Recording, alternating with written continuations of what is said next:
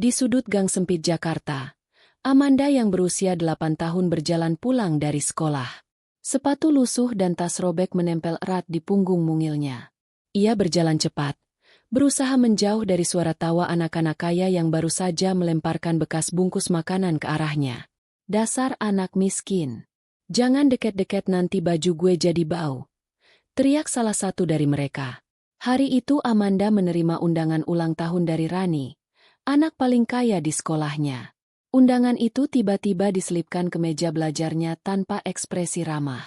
Amanda memandangi undangan itu lama sekali, bingung antara senang dan takut. Apakah ini jebakan?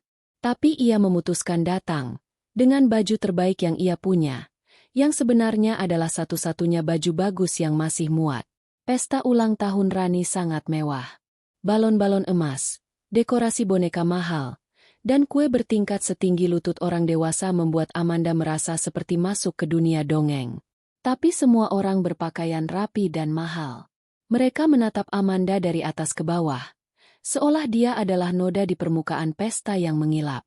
Saat sesi pembagian hadiah dimulai, teman-teman Rani menerima tas sekolah baru, warna-warni, bermerek, lengkap dengan boneka gantungan lucu.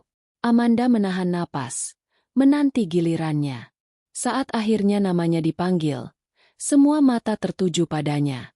Rani menyerahkan sebuah tas plastik polos yang tampak murahan, masih berbau pasar malam. Amanda menatap tas itu, dan untuk sesaat, ia berharap ini hanya lelucon.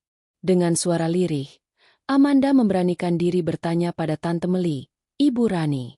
Tante, kalau boleh nggak Amanda dapat tas yang kayak yang lain? Biar bisa dipakai ke sekolah juga.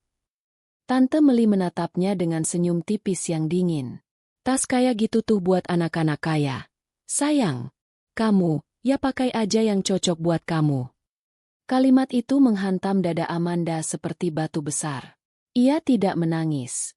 Tapi saat pulang, langkahnya pelan, menunduk, dan ia tak berani menatap siapapun.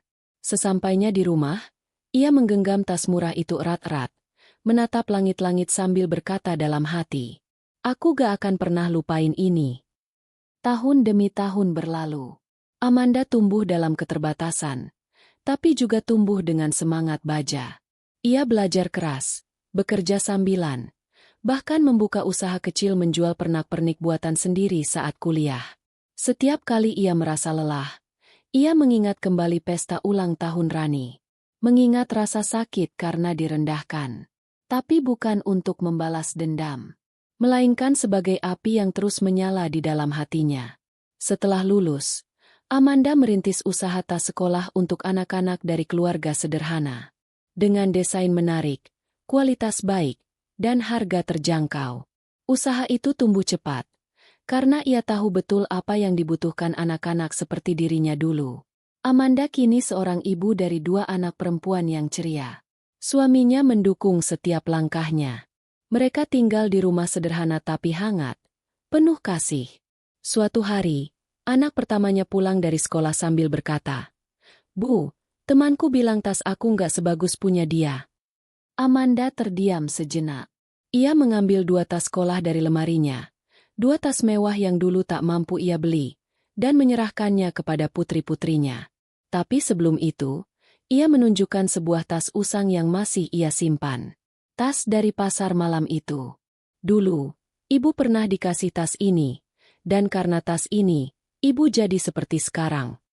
Ia tidak menyesal pernah menerima tas murahan itu, karena tas itulah yang membuatnya terbang lebih tinggi dari yang pernah ia bayangkan. Dan malam itu, saat 2 putrinya telah terlelap dalam pelukan mimpi, Amanda duduk sendiri di ruang tengah. Suara detak jam dinding menyatu dengan desir angin dari jendela yang terbuka setengah. Ia memandang langit malam, lalu berbisik pelan. Dalam hati, seolah sedang menulis surat untuk dirinya yang dulu. Untuk Amanda kecil yang pernah berdiri di sudut ruangan, menggenggam tas murahan dan harga diri yang koyak. Amanda kecil, kamu sudah sampai. Bukan sebagai orang kaya, bukan sebagai perempuan terkenal, tapi sebagai seseorang yang bisa berdiri tegak dan berkata kepada anak-anaknya, Nak, semua manusia itu sama. Yang membedakan kita bukan harta, bukan pakaian, bukan rupa, tapi ketulusan hati, dan sejauh mana kita menjaga kebaikan.